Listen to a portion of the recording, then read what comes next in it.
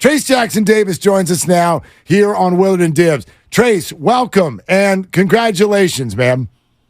Yes, thank you for having me. Yeah, it's great to have you, and I think we've got all kinds of positives to talk about because I think the Warriors and their fan base are excited to have you, but absolutely have to ask you first about just the way the evening went. This had to be a surprise to you. Why do you think you were still available at number 57?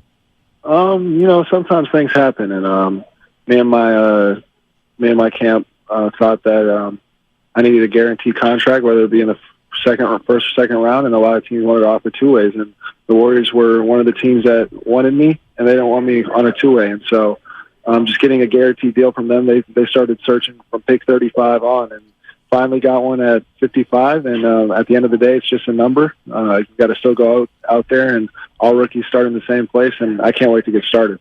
The Warriors have another former Big Ten player who also went in the second round in Draymond Green. How much will his journey inspire you? And it seems like, based on your Twitter feed, you're already putting that chip on your own shoulder, getting ready to go. No, absolutely. Playing with a chip on my shoulder, that's what I do, even in college. A lot of people didn't like me very much, a lot of other universities, and so I'm used to it. I'm used to getting hated on a little bit, and I thrive off of that negative energy. So just coming in here to this organization, having the fans, having some of the best basketball players in the world, and getting to learn from them, it's going to be huge, and it's going to really help elevate my game. Okay, so why a good fit for the Warriors in your discussions with them, both sides? Why'd y'all think it was such a good fit? I think just the way that I pass the ball, be able to play out of the short roll, and then learning from Kevon and Draymond on the defensive end of the floor. I feel like my intangibles, my length, and my 7'2" wingspan, being right under 6'10", I'll be able to make it hard on defense, especially with my quickness. And so, just being able to guard 1 through 5, being able to switch, those are all things I got to work on and learn from Draymond and Kevon, and I feel like that's going to help expand my game.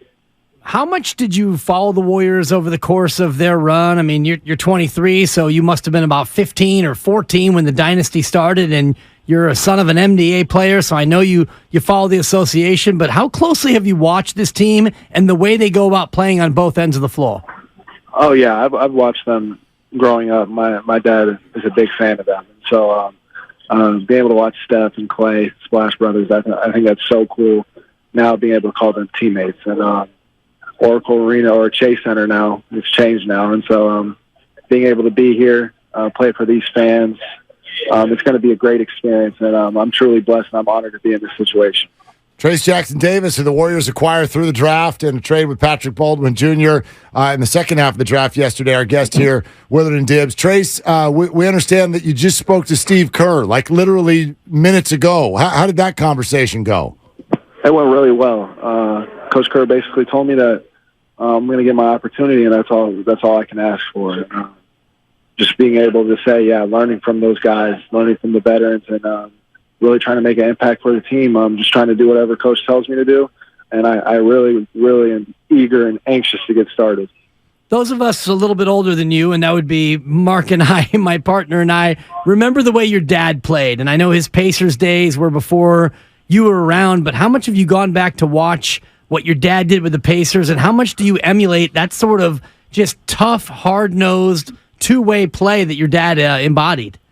Yeah, I think that my dad was a huge two-way player, especially on the defensive end of the floor. They called him an enforcer, and I think there's guys on this team that are similar to that, like Draymond and Kevon, and those are dudes that I can learn from. Obviously, I have my dad in my corner, and he's going to help me to the best ways possible. But having all of this experience around me, I think it's just going to pay dividends to my game. Trayce, you have some teammates who have used their draft position as motivation. It's why Klay Thompson's number is what it is. They've memorized all the players who were drafted in front of them. To what level do you think that's on your mind? And have you memorized all 56 names so far? I haven't memorized all the names yet. But I definitely know about just about everyone that went before me. And so obviously I'm going to use that as motivation. I'm going to play with a chip on my shoulder every time I'm out on the court. But at the end of the day, it is just a number, but you got to make the most out of the opportunity. And I feel like this this place, the Warriors organization. I feel like this is my best fit. I'm just blessed to be here. 4-year player at Indiana, didn't shoot the three much. That's just to say you shot 3 threes over your career, but it's kind of a shooter's league now. Is that a part of your game that you're looking forward to developing over time? Yes, that is a part of my game I am really looking forward to developing. Just being in the gym, constant repetition. I shot it really well in these draft workouts, and that's just something that I'm going to have to continue to work on. Obviously, I'm not going to need to be 50% three-point shooters because I'm playing with two of the greatest shooters ever. So getting them shots and putting pressure on the rim is both things that I do extremely well.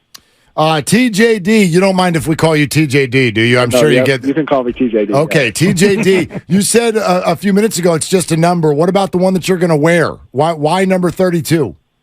Number 32, that was my dad's number, and the 23, obviously Draymond has that, and number 4 was my other number. They said that it wasn't available, and so 32 was the next best thing, and why not? So what's next for you? It's back in the lab to put in work, and then summer league, and after that, you're probably looking forward to being a 23-year-old rookie, knowing that you're going to be older than like 6 of your teammates. No, yeah, it's crazy how that works, but it's been a long process. So obviously, I'm going to stay here and get all this work in and get ready for summer league, and then after summer league, probably take a week just to see my family because I haven't got to spend very much time with them during this process, and then coming back and hit the ground running. Trayce, can I make an observation? And we're not in the same room, obviously, but we just listened to your press conference, and we're having this conversation now. You sound very unfazed by all this. A whirlwind 48 hours, and you're now teammates with Steph Curry and Klay Thompson and Draymond Green, and there's a matter-of-factness to your voice. Am I misreading that, or how would you describe it?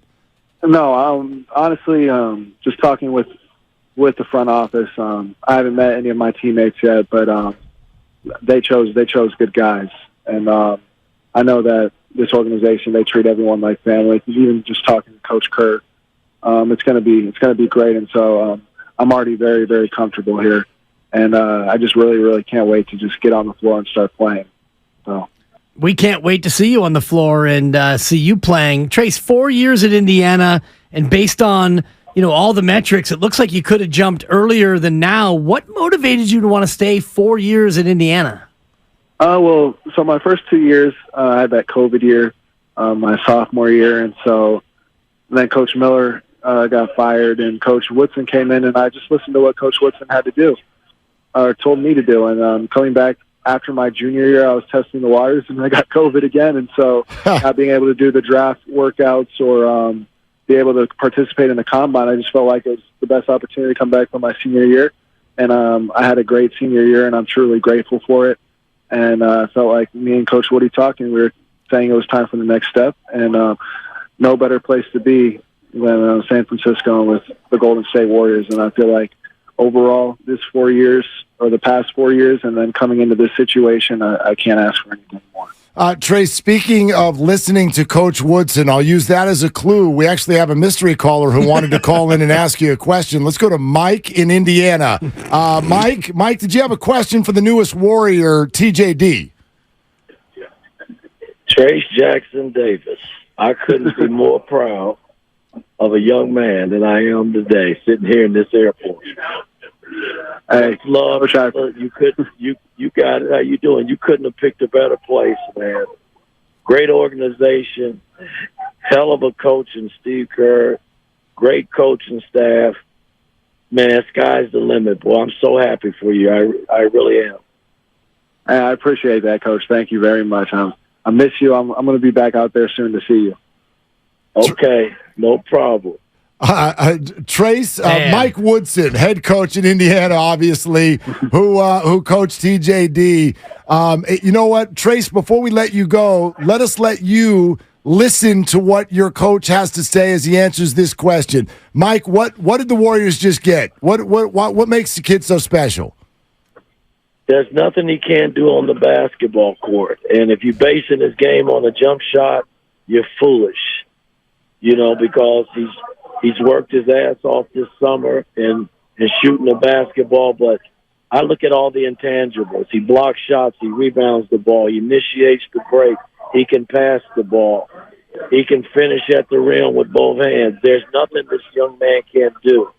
And I just think sky's the limit for him, man. I mean, he's going to be tutelage under a great coach in Steve Kerr, who I have the utmost respect for, he and his staff.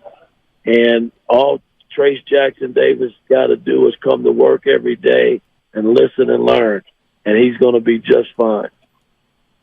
Yes, sir. Trayce, what do you think about that? Hey, that sounds like a plan to me.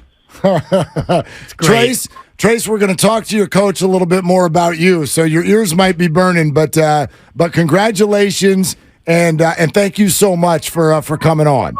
Nope, thank you for having me. Thanks, Trayce. Love you, my man. Talk to you. Tell the family I said hey. Yes, sir. I got you.